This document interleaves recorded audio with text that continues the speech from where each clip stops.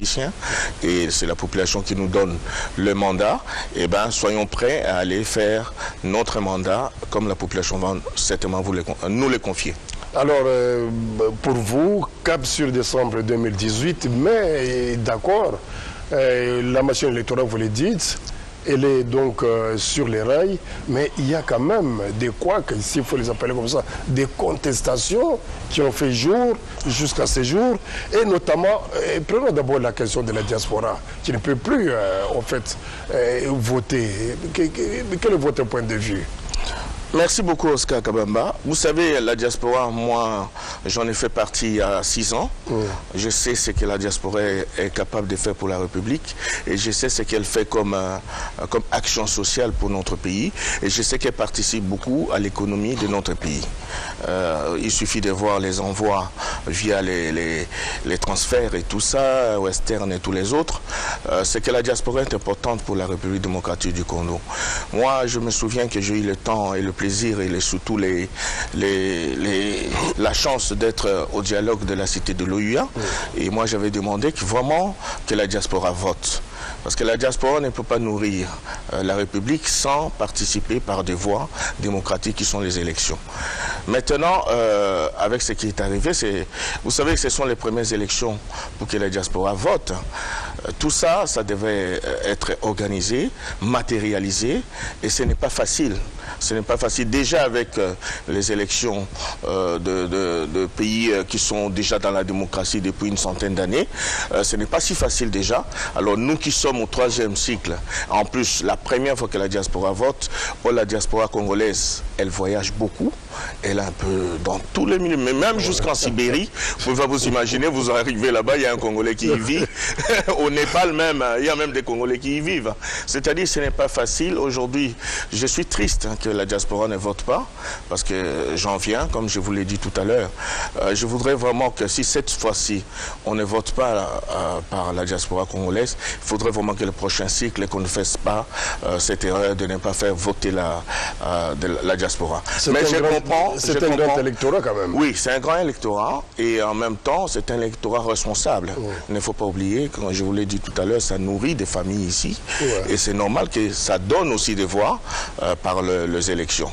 Et j'espère vraiment qu'on va se rendre compte de ça dans les années à venir et commencer à prendre le temps pour organiser cela et mettre tout en ordre pour que les jours J, que la diaspora vote. Moi, j'étais pour que le vote de la diaspora. Maintenant, vu le temps matériel, vu les circonstances de l'actualité politique aujourd'hui, où tout le monde est en train de se taper dessus, parce qu'il ne faut pas oublier qu'en même temps on demande que la diaspora vote, en même temps l'opposition qui est en face de nous est en train de faire un travail de sape pour nous salir. Alors qu'est-ce que vous dites dans tout ça d'ailleurs, puisque d'aucuns disent que la plupart de ces Congolais de l'étranger ont déjà changé de nationalité? Justement, c'est ça la complexité de la chose. Vous savez, changer de nationalité, ce n'est pas changer le cœur. Les Congolais, je connais, je suis Congolais, ce n'est pas parce qu'ils changent de nationalité qu'ils changent de cœur. Ils restent d'abord naturellement Congolais. D'accord, mais la Constitution... Mais la Constitution les exclut. Mais la Constitution les exclut pour l'instant. Mais n'oubliez pas que nous pouvons aussi changer cette constitution. La double nationalité, la triple nationalité plus tard, quand on sera décidé à le faire, pour moi c'est une richesse. Beaucoup d'Américains, beaucoup de Français sont étrangers, enfin ils ne sont pas étrangers, ils sont Français, mais avec 2-3 nationalités, pour faciliter le voyage et tout ça, les va-et-vient. Je crois que le Congolais, même s'il est en Sibérie depuis 30 ans ou au Népal depuis 40 ans, il reste Congolais. Son souci c'est toujours le Congo, sa terre natale, et je crois que ça, il faut reconnaître ça aux Congolais. Ils aiment beaucoup leur pays. Et question de nationalité, c'est une question politique. On verra ça. Je crois que les législateurs sont là. À un moment donné, je crois que c'est une question qui est déjà posée. Aujourd'hui, on en parle de plus en plus. Il y avait un moratoire sur ça. Je crois que dans les prochaines années, nous allons lever ça. En attendant, ils sont privés. En attendant, ceux qui ne sont pas Congolais uniquement sont privés parce que c'est la Constitution.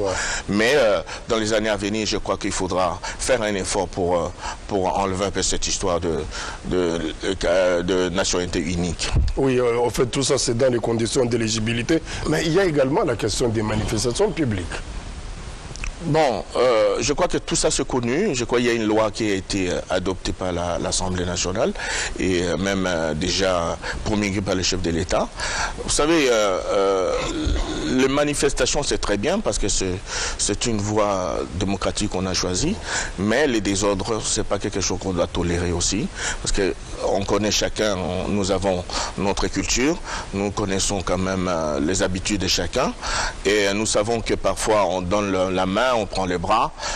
Je crois qu'il faut réguler ça et c'est une bonne chose qu'il y ait une loi pour cela. Et nous, petit à petit, nous allons apprendre à accepter la loi et à faire les choses dans la régulation.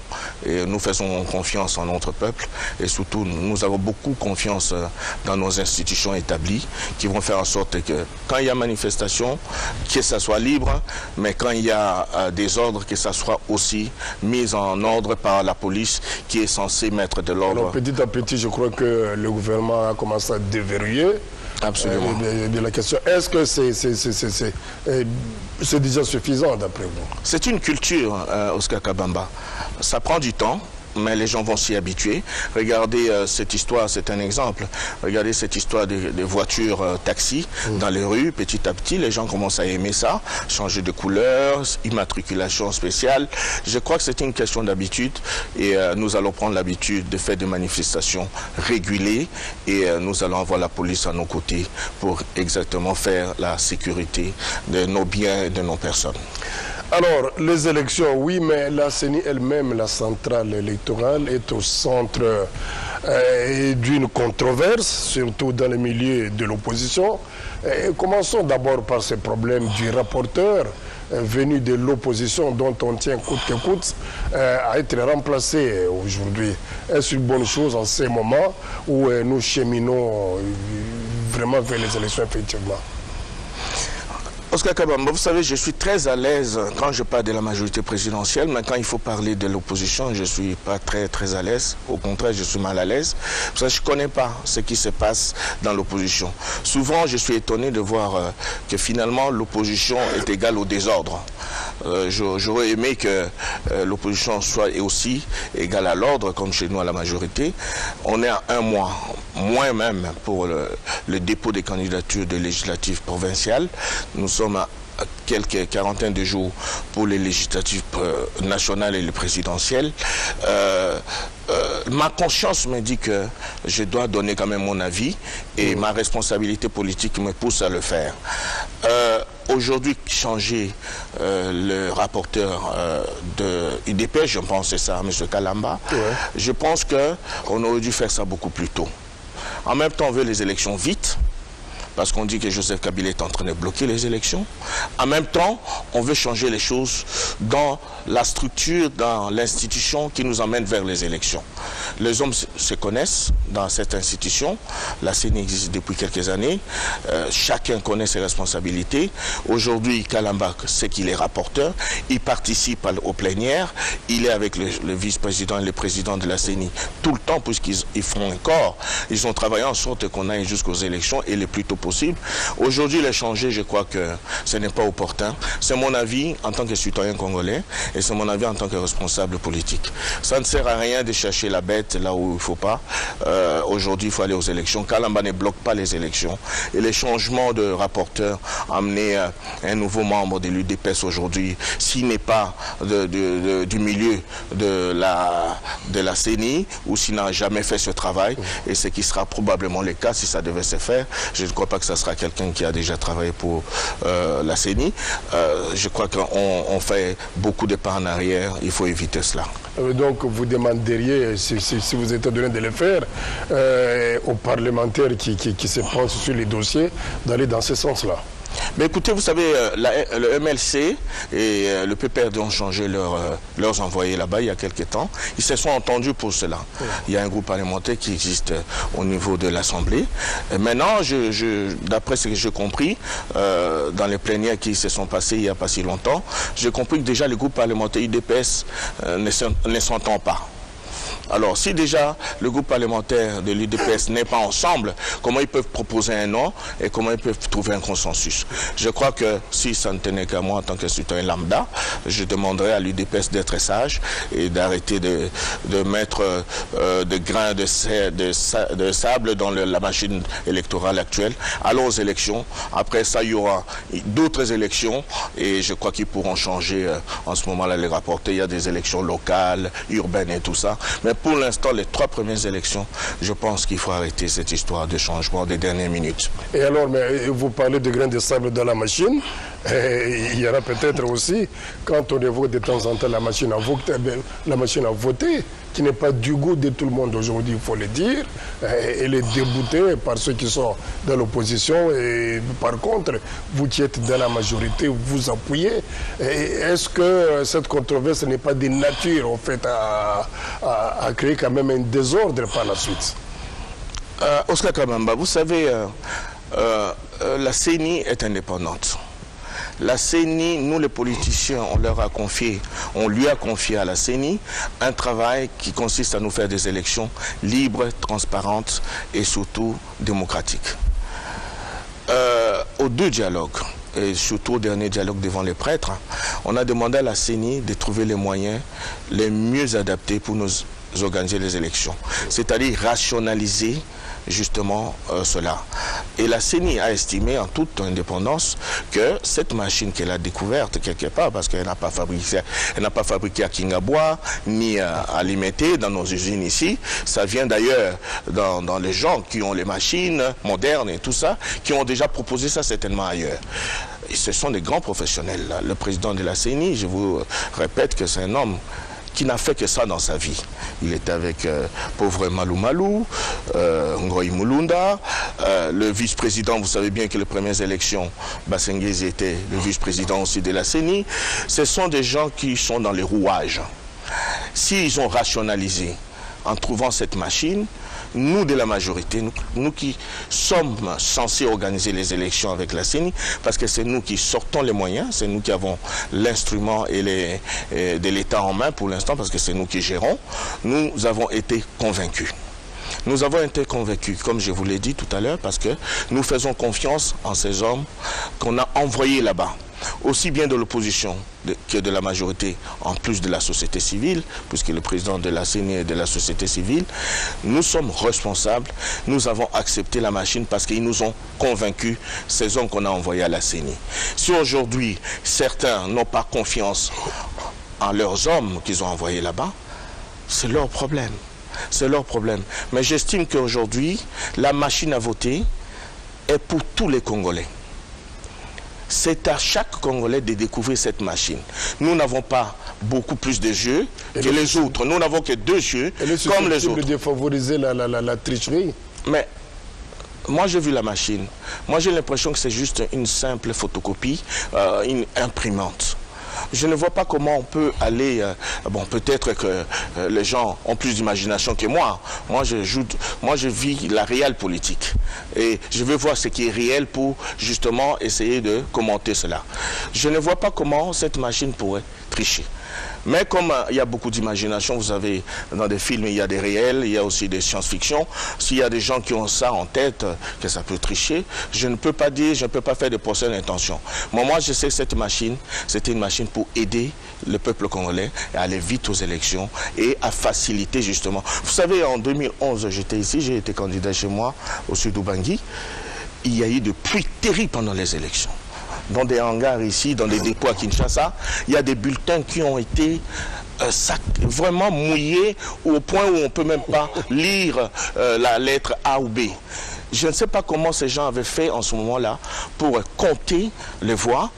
Ça sort du miracle. Joseph Kabila n'en veut plus. Joseph Kabila ne veut plus prendre aucun risque. Que quand quelqu'un a gagné et qu'on aille tout le temps devant les cours pour contester cela. N'oubliez pas qu'en 2011, Joseph Kabila a gagné avec plus de 16%. Il y a un autre Salangère qui a estimé qu'il a gagné. Parce que quelque part, on avait compté peut-être mal ses voix à cause de toutes ces histoires-là. Joseph Kabila n'en veut plus. C'est le premier garant de tout cela, justement. Il a demandé qu'il y ait les meilleures élections cette fois-ci. Comme ça, même après lui, qui est encore meilleur pour cela. Et aujourd'hui, faire un procès d'intention, moi je suis contre cela. Moi j'estime que les contestations doivent cesser et aller vite aux élections. Le peuple en a besoin parce que les élections, vous savez, Oscar Kabamba, ce n'est pas un plaisir non plus. Ce n'est pas, aller voter, parfois, ce n'est pas un plaisir.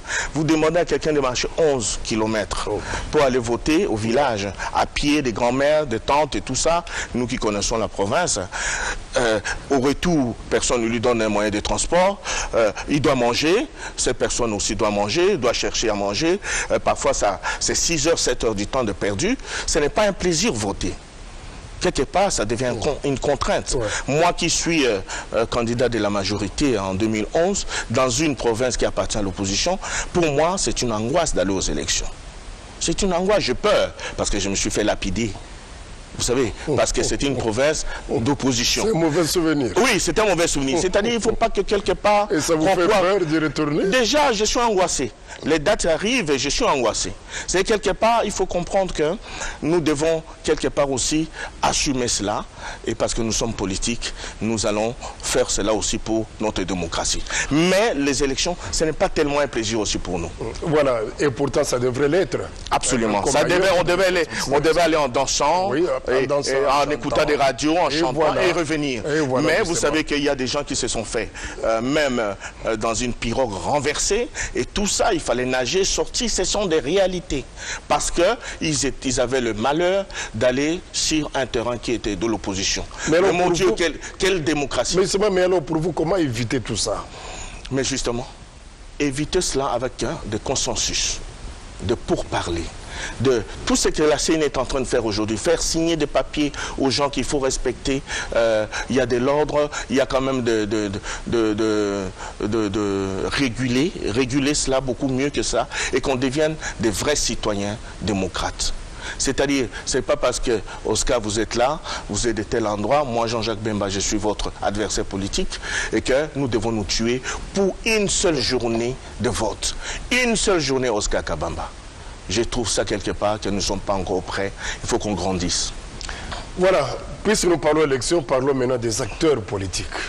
Alors, il y a Jean-Pierre Bemba, votre propre grand frère biologique, qui est en passe de recouvrer sa totale liberté et définitive. Première question, quelles sont vos impressions? Écoutez, tout de suite en tant que frère biologique, je suis soulagé parce que c'est un poids aussi pour la famille. Jean-Pierre Bemba, c'est un père de famille et surtout c'est un responsable de famille. Vous savez, chez nous, les Ngwaka, quand un père décède, c'est le fils aîné qui devient le père de la famille.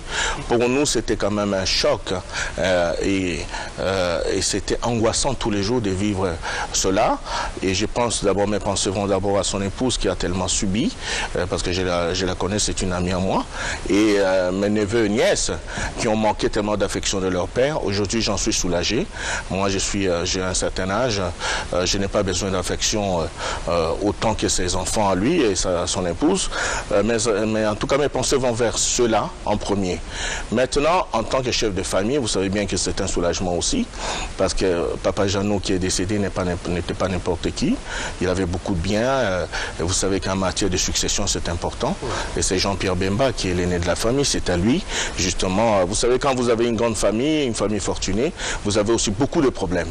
Nous avons beaucoup de frères et sœurs aussi. Il faut arranger cela. C'est très important qu'ils soient sortis parce qu'il y a des frères et sœurs qui n'ont pas mon âge, qui sont indépendants et qui ont besoin justement aussi d'être accompagnés au point de vue matériel. Jean-Pierre Bemba pourrait régler ça à sa sortie. Tous ces détails, c'était important qu'ils sortent. Mais en tant qu'acteur politique, je peux donner aussi mon avis parce qu'il est de l'opposition aujourd'hui à Joseph Kabila. Sa sortie va aider aussi l'opposition. La sortie. Nous, ça nous fait pas peur parce que nous avons notre majorité présidentielle qui a toujours eu le même chef, le chef de la majorité qui s'appelle Joseph Kabila. C'est-à-dire c'est l'opposition qui doit être inquiète parce que pendant que l'homme était emprisonné, ils étaient incapables de trouver un consensus pour trouver un porte-parole de l'opposition. Aujourd'hui, nous qui sommes de la majorité, au moins nous savons que si Jean-Pierre Bemba revenait dans l'arène politique, nous savons à qui parler, parce que naturellement, il deviendra le chef de l'opposition. Il pourra porter les mutations sur la scène politique. Mais mutation, en ce qui concerne l'opposition, oui. Je suis inquiet pour nos amis de l'opposition parce que quelque part c'est gênant. Un homme qui a été enfermé par les impérialistes pendant 10 ans, pendant son absence, ils ont été incapables de se réunir et de s'entendre pour trouver un porte-parole. Je crois qu'avec la sortie de Jean-Pierre Bemba, il y a un ouf du côté de la majorité, surtout parce qu'on saura maintenant à qui parler. Si on a besoin pour parler avec l'opposition, on saura à quelle porte sonner. Parce que nous étions mal à l'aise. Chaque fois, il fallait qu'on ouvre plusieurs brèches pour parler avec les opposants. Ça nous mettait mal à l'aise. Regardez, aujourd'hui, dans le gouvernement d'Union nationale, la majorité présidentielle n'a que 37% de ministres. C'est quelque part parce qu'on a dû parler avec plusieurs opposants en même temps pour faire plaisir à certains opposants et parce qu'il fallait un gouvernement d'union nationale. Je dis toujours ce que je pense. Et c'est triste pour mes frères de l'opposition. Maintenant, nous, à la majorité, nous sommes très, très à l'aise parce que nous avons toujours le même numéro 1 de la majorité, qui est là depuis une dizaine d'années, qui a toujours mis de l'ordre dans notre famille présidentielle. Je souhaite à mon grand frère bonne chance et si jamais il revenait dans l'arène, si tout lui permettait de venir dans l'arène politique, je lui souhaite de bonne chance. Vous avez eu le temps de parler avec lui depuis son acquittement. Est-ce que vous l'avez côtoyé pendant les 10 ans? Non, bon, moi j'ai vu mon grand frère en Kabamba. Je crois qu'il y a 4 ans ou 5 ans, j'étais avec vous ici et vous étiez même inquiet pour moi après les élections de 2011. Vous m'avez posé la même question. 5 ans après, je peux vous dire que ce n'est pas si évident. C'est une question de culture, c'est une question de conviction et d'idéologie et tout le monde n'est pas préparé à ça. Mon frère de sang reste mon frère de sang, mais moi j'ai la chance de connaître la politique. Je suis pas un transfuge. Mais la politique risque quand même de vous diviser. Mais elle le fait déjà, naturellement. Elle le fait déjà, parce que si j'étais dans le MLC, si j'avais repris le flambeau de MLC, je serais peut-être en contact permanent avec mes frères et sœurs. Mais depuis que je suis dans l'autre camp, les contacts sont intermittents et parfois même ponctuels et parfois hasardeux. Ça vous déséquilibre tout ça? Au point de vue personnel, non. Parce que j'ai un certain âge, j'ai beaucoup vécu et je sais supporter ça parce que mon combat a été choisi par mon Dieu que j'ai pris et c'est un combat de conviction. Et quand vous vous rencontrez dans des manifestations familiales, comme les fêtes... Non, mais on ne parle pas de la politique. Le peu de fois qu'on s'est rencontrés avec mes frères et sœurs, on essaie de parler de tout et de rien, sauf de la politique. Parce que je sais que si on va sur ce terrain-là, il peut y avoir des grincements des dents. Alors j'évite en tant que responsable. Voilà, alors, en tant que responsable politique, d'accord, vous êtes dans la majorité présidentielle. Alors, il a été annoncé dernièrement la création d'un front commun pour les Congolais. C'est le ministre Mende qui avait annoncé ça pour les comptes du gouvernement. Est-ce que vous connaissez les contours de cette plateforme électorale? Merci beaucoup, M. Kabamba. Vous savez, Joseph Kabila a cette chance-là et ce privilège d'être choisi par Dieu. Comme on dit chez nous les chrétiens, toute autorité vient de Dieu. Quand Joseph Kabila fait quelque chose, je remarquais en tant que partenaire politique et surtout soutien, je remarquais qu'il a toujours un sens très élevé de la spiritualité. En ce qui concerne le front, depuis que j'ai entendu, moi je n'étais pas là, depuis que j'ai entendu cette sortie avec autorité morale Joseph Kabila, j'ai dit voilà encore un coup venu d'ailleurs. Parce que ça m'a fait reculer des années, parce que je me souviens en tant que jeune, j'ai lu beaucoup la géographie et l'histoire d'un autre pays. Je me souviens que Lumumba, dans les années 60, il y avait un front qui a été justement créé à l'indépendance. J'ai l'impression que on est entré dans Joseph Kabila voit plus loin que tout le monde, parce que bon, sinon il ne serait pas président aujourd'hui. C'est Dieu qui lui montre ça certainement. Et ce front qu'il est en train de créer aujourd'hui, justement parce qu'il voit que nous devons retourner pour une deuxième souveraineté, pour une deuxième indépendance. Et cette indépendance-ci, c'est économique, je pense. Mais il y a déjà la majorité présidentielle.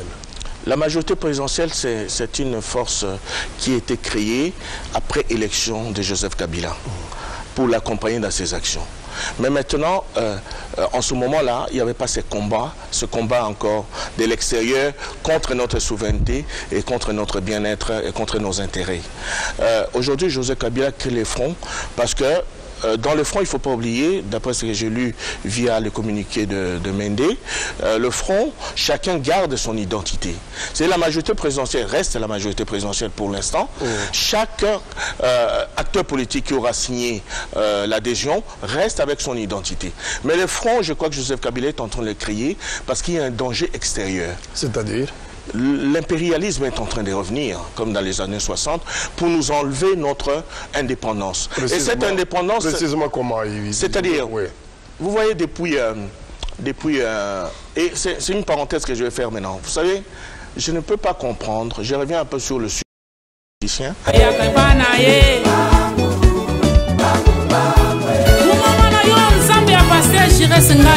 L'église des soleils de gloire.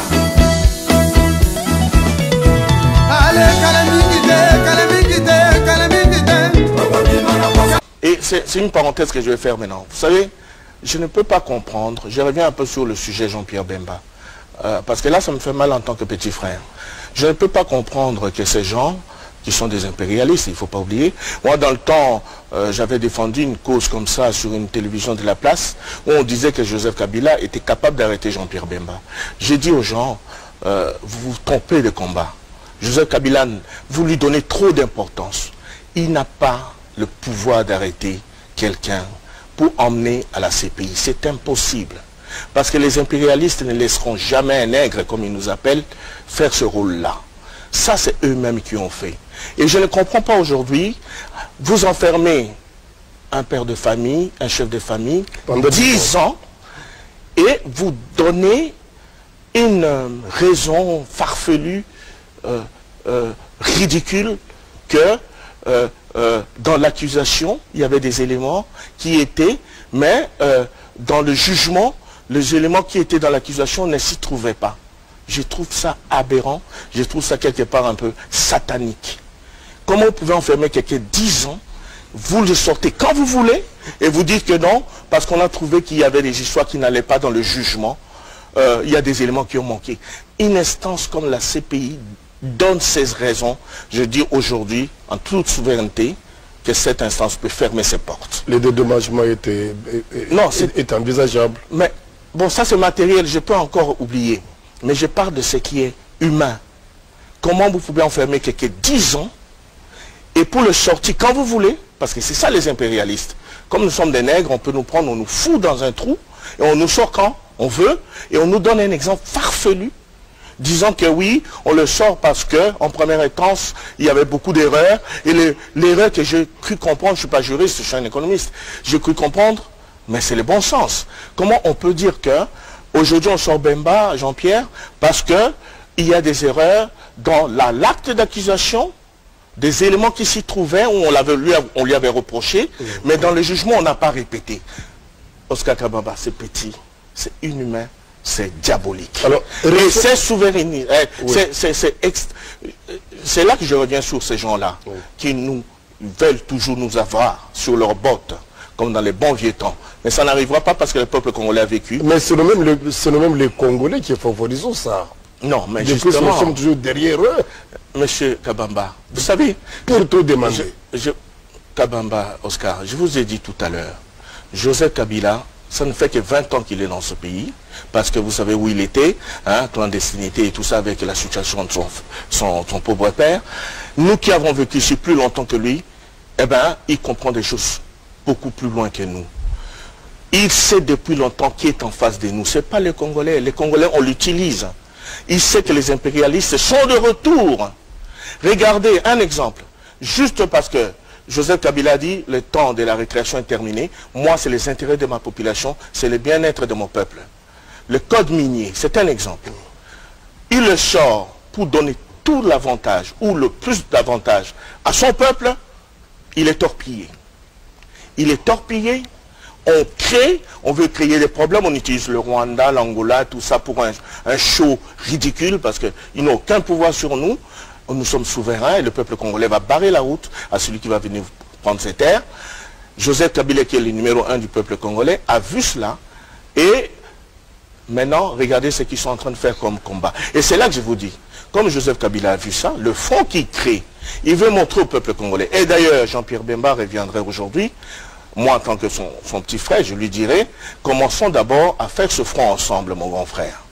Commence d'abord à venir dans le front que Joseph Kabila est en train de créer pour barrer la route à ces gens-là qui t'ont mis dans le trou. Ça sera mon rôle de petit frère. Mais l'avenir nous le dira si ce rôle sera effectivement établi. Mais, Oscar Kabamba, il ne faut pas oublier cette histoire. Je reviens à cette histoire des Lumumba où on avait créé un front pour demander d'abord à ces gens-là, parce que c'est les mêmes personnes, même si les générations changent, leur machine reste la même, c'est une mentalité qui est en place. Pour demander qu'on libère d'abord Lumumba et après on va discuter à la table ronde de Bruxelles. C'est la même chose que nous aujourd'hui, Joseph Kabila est en train de faire.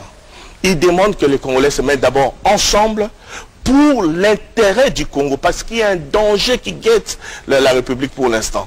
Mais il faut être aveugle ou aveuglé par l'argent pour aller justement chercher le pouvoir de l'extérieur ou à l'extérieur comme font les autres, nos frères de l'opposition, qui sont en train de refaire les mêmes erreurs que nous avons fait sur Mobutu. Moi, je suis un Mobutu, je suis l'enfant des Mobutistes. Je sais de quoi je parle. Peut-être quand j'étais plus jeune, j'étais aussi aveuglé par cela. Mais en grandissant, j'ai compris que nous avons fait beaucoup d'erreurs. Oui. Et ces erreurs-là, petit à petit, il faut que ça disparaisse et qu'on devienne des responsables. Et surtout, que l'amour du pays nous habite davantage. C'est très important. Et c'est pas pour rien que je soutiens Kabila et je soutiendrai toujours Joseph Kabila. Vous savez, tout à l'heure, vous m'avez posé une question très politique. Moi, je ne peux pas connaître autre chose que Joseph Kabila. Moi, je me suis lancé en politique qu'avec lui. Ceux qui sont mal à l'aise, ce sont ceux qui ont été dans d'autres familles politiques et qui, pendant le séjour de Jean-Pierre Bemba en prison, ont été avec Kabila. Aujourd'hui, ils doivent être tout petits. Ils ont certainement, comme ils ne sont pas sûrs de leur combat, aujourd'hui ils sont mal à l'aise. Mais moi non, je ne connais que Joseph Kabila et mon grand frère, même en sortant, même en revenant au pays, il sait que je ne le rejoindrai pas. D'abord de point de vue idéologie, nous n'avons pas le même. Lui il est libéral, moi je suis socialiste. Or, je suis avec un socialiste Kabila en l'occurrence. Refermons la parenthèse. Merci. On revient au front commun pour les Congo, le FCC. Alors, je vous pose la question tout à l'heure de savoir quelle sera maintenant la place de la majorité présidentielle. Je vous l'ai dit, la majorité présidentielle, c'est une famille déjà établie. Ceux qui vont faire partie de FCC sont même de l'opposition. Mais chacun va garder son identité. La majorité garde son identité, elle est là. Elle a déjà ses membres, plusieurs partis politiques, 150. Nous restons, aujourd'hui nous avons 14 regroupements politiques dans la majorité, nous gardons nos identités. Les opposants qui vont signer avec nous vont garder leur identité. Jean-Pierre Bemba, président de MLC, revenu une fois à Kinshasa, il peut venir dans le front, garder son identité de l'opposant MLC numéro 1. La même chose, Vital Kamerhe peut venir aujourd'hui dans le front signer. Nous avons un combat actuel où il faut garder les intérêts de la population, les intérêts de la République. Et dans ce front, il y a certainement un article qui le dira, nous allons choisir un seul homme pour aller aux élections présidentielles.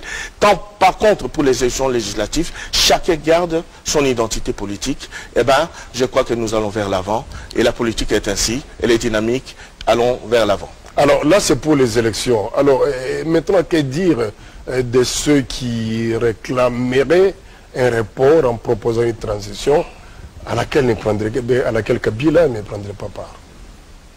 Joseph Kabila l'a dit, il le répète tous les jours, la Constitution c'est son œuvre. C'est lui qui s'est battu pour elle en 2006 et cette Constitution est créée depuis 2007. C'est-à-dire, j'ai eu la chance de lire la Constitution et je crois que j'ai encore la mémoire fraîche. J'ai un certain âge, mais je ne suis pas assez vieux pour oublier tout ça. Je sais pas, je n'ai pas vu ça dans la Constitution. Et comme tout est maintenant régulé en fonction de la Constitution, je pense que les gens rêvent un peu. Ça n'existait pas, cette histoire peut-être c'est une marchandise qu'ils sont en train d'essayer de vendre aux impérialistes pour avoir leur soutien, mais ne rêvons pas, la réelle politique, ce n'est pas ça. il ne faut pas trop non plus rêver. Revenons sur terre et transition sans Kabila, il n'en est aucun jour, on en a parlé dans notre famille politique, et ça n'existait pas. Alors, je préfère effacer ça et voir les choses autrement. Alors, il nous reste encore 8 minutes. On me fait signe de l'autre côté. Alors, maintenant, comment expliquer aujourd'hui, on a parlé de l'extérieur, des impérialistes, comment expliquer aujourd'hui la tenue de ces rencontres en Belgique et aussi en France avec la présence du Rwanda et de l'Angola, sur la RDC bien entendu? Oscar Kabamba, je ne me souviens pas d'avoir vu à la télé ou entendu à la radio qu'il y a un sommet à Paris ou à Bruxelles sous la RDC. J'ai vu 2-3 présidents faire leur tournée. Ils ont été parler de leur pays. Mais comme notre pays est au centre de ce pays-là, je pense qu'ils en ont parlé. Et c'est ça, justement, la mondialisation. Et c'est ça, justement, le fait d'être au milieu de 9 pays et avec frontières. Et c'est normal qu'on parle de nous. Il n'y a que nous, les Congolais, qui ne connaissons pas notre importance dans la sous-région et dans le monde. C'est comme ça que vous voyez qu'il y a toujours quelque chose contre nous. Il ne faut pas oublier qu'on nous cherche toujours problème parce que nous sommes un grand pays avec un grand peuple. Et alors, maintenant, je n'ai pas vu ni le président rwandais, ni le président de l'Angola, voilà. Et encore moins d'en face ici de Sassou Nguesso, aller parler d'un sommet sur la République démocratique du Congo sans la République elle-même. Je ne pense pas. Je crois qu'il faut savoir ce qu'on dit en politique. Ils ont parlé de nous, c'est naturel. Mais croyez-moi, ils connaissent qui dirige ce pays depuis une dizaine d'années, hein, une quinzaine d'années. Ils savent que ce monsieur, quand partout il passe, c'est d'abord pour la République. Son pays qui parle. Et j'ai eu la chance, vous savez, d'être l'enfant de mon boutiste dans ce pays. J'ai connu d'autres présidents qui nous entourent ici, qui sont passés, et d'autres qui sont encore là. Je n'ai jamais vu un président comme Joseph Kabila qui ne voyage pas comme les autres. Joseph Kabila ne voyage que quand on parle de son pays. C'est incroyable, c'est un constat. Joseph Kabila trouve inutile de voyager. Parce qu'il a trop de choses à faire pour son pays, parce qu'il a trouvé un pays cassé, un pays complètement à terre. Il a tellement de choses à faire pour revenir avec ce pays au niveau normal, acceptable, qu'il ne peut pas faire du tourisme à l'étranger. Et ça, c'est un constat. Il faut que nous, politiciens, on reconnaisse ça. Joseph Kabila, je crois que ça fait 7 ans que je suis à Kinshasa maintenant, depuis mon retour en 2011. S'il a voyagé 5 fois, c'est beaucoup. Et le peu de fois qu'il a voyagé, c'est juste pour parler de la RDC. Et s'il fait 48 heures, c'est le maximum. Il n'y a pas du tourisme pour Joseph Kabila. Il a une chance énorme d'avoir une santé de fer. C'est-à-dire même pour aller pour des soins médicaux, il ne peut pas le faire. Dieu fait grâce qu'il garde sa santé de militaire et surtout des jeunes. Si c'est le président qui nous entoure voyage pour défendre les intérêts de leur peuple, de leur pays, pourquoi on doit leur empêcher ça? Ou on doit les empêcher de le faire? Ce n'est pas possible. Parler de la RDC, c'est normal, mais trouver des solutions à notre place, ils n'oseraient pas parce qu'ils savent qui dirige ce pays depuis 17 ans. Ils ne peuvent pas trouver des solutions mieux que Kabila lui-même pour son pays. Alors, parlons de... Je reviens encore au FCC. On en a parlé tout à l'heure. Il y a l'opposition, en fait, qui se serait en train de s'organiser également. Vous avez suivi Mozito, Tshisekedi, et même avec Jean-Pierre Bemba et les autres qui sont en train... qui sont en train de réfléchir autour d'un candidat commun. Est-ce que cela va basculer sur le FCC? Est-ce que ça va faire peur au FCC? Non, Oscar Kabamba, le FCC actuellement, c'est la majorité présidentielle, plus ceux qui dirigent le pays avec nous, qui sont dans les gouvernements d'union nationale. En l'occurrence, ce sont des opposants qui sont déjà avec nous dans le FCC, qui vont signer avec nous. Ceux qui ne vont pas signer, on prendra acte. Maintenant, l'opposition dont vous parlez, c'est l'ensemble, l'UDPS Félix, Tshisekedi, MLCP Jean-Pierre Bemba et tous les autres. Tant mieux pour eux. Vital Kamerhe, tant mieux pour eux. S'ils peuvent trouver un consensus pour un candidat unique, nous on a déjà trouvé. Aussi bien pendant les 14 regroupements politiques qu'on a créés, il y a un article qui dit nous soutiendrons un seul candidat. Le FCC, cet article s'y trouve aussi. Nous allons choisir un seul candidat pour l'élection présidentielle. C'est nous de notre côté, si vous balancez même arithmétiquement, nous serons déjà gagnants. Parce que nous avons et la majorité présidentielle qui était déjà gagnante sur beaucoup de fronts, et l'opposition qui dirige avec nous aujourd'hui à la tête de l'opposition, M. Tchibala Bruno, qui est le Premier ministre. Il va emmener tout son gouvernement avec nous. Vous voyez déjà au point de vue arithmétique, ça va être difficile que la majorité perde le pouvoir. Déjà, c'est une question de bon sens. Maintenant, le problème qui se pose, c'est quoi? C'est dans l'opposition. Ils sont incapables aujourd'hui, peut-être avec la sortie de Jean-Pierre Bemba, mon grand frère, comme c'est un dur à cuire, il va peut-être ramener tout le monde chez lui.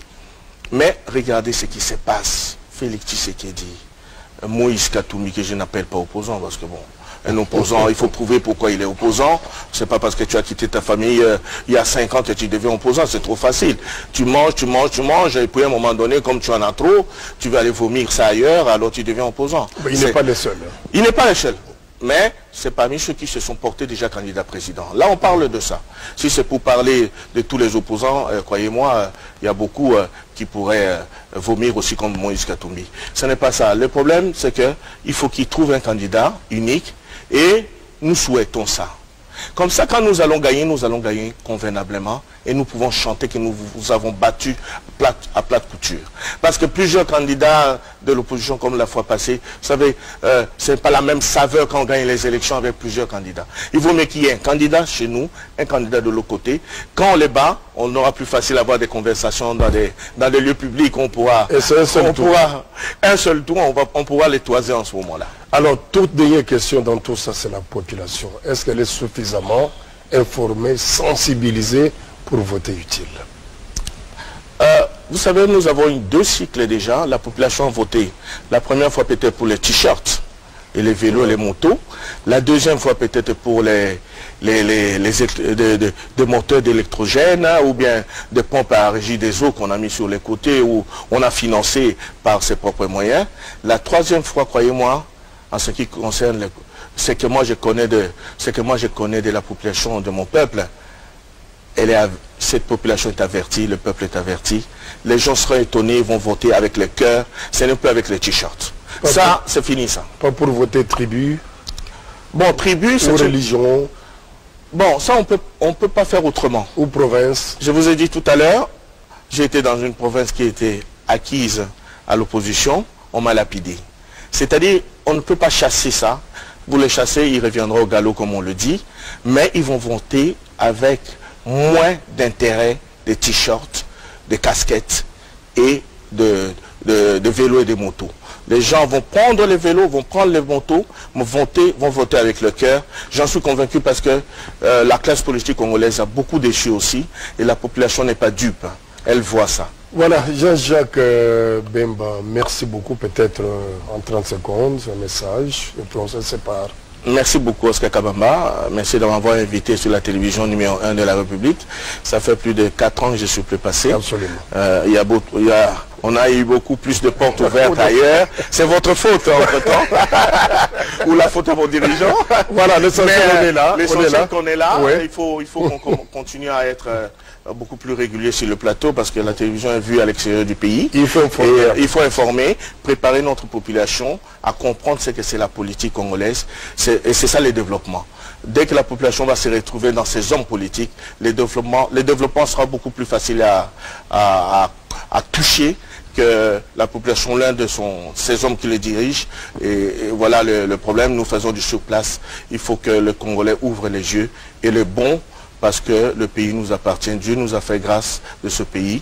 Il ne faut pas laisser le pays s'émietter et il ne faut pas laisser l'étranger venir nous séparer, parce que l'étranger a déjà montré ses limites. L'étranger nous a montré que ce n'était pas l'intérêt du Congolais, c'était ses intérêts égoïstes. Et Joseph Kabila nous le montre tous les jours, nous parle de ça tous les jours. Nous faisons semblant de ne pas le comprendre, mais il faut que le Congolais ouvre les yeux et les bons. Vous verrez que ceux qui nous dirigent, et surtout en commençant par le chef de l'État, dit toujours ce qu'il faut pour l'intérêt du peuple congolais. Merci. Merci Jacques Bemba. Mesdames et messieurs, nous vous disons également merci d'avoir consacré votre temps pour suivre cette émission. Le prochain rendez-vous la semaine prochaine. Au revoir et bon